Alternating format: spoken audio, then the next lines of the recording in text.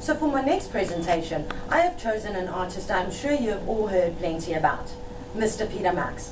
And I've personally had the pleasure of meeting this gentleman on several occasions.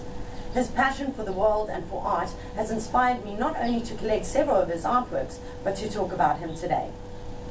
PeterMax is said to be one of our most influential living artists. Now you ask, what makes an artist that great?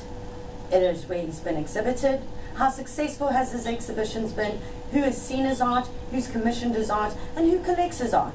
Right there are just some of the criteria. Today, however, I would like to talk about PeterMax the humanitarian. This gentleman is said to be one of the most philanthropic artists to have ever lived. Now we all remember 9/11.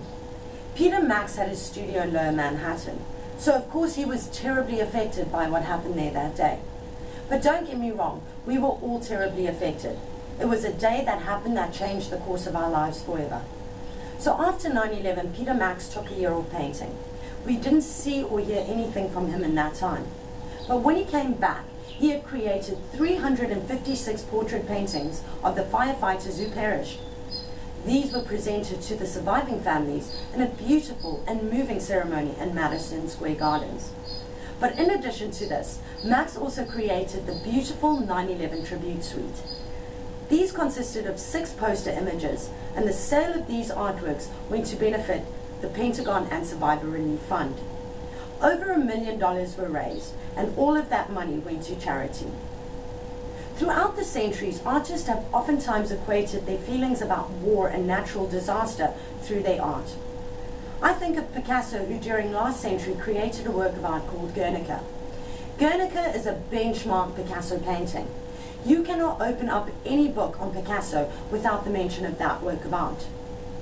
Picasso created Guernica after the small Spanish town of Guernica was bombed during the Spanish Civil War.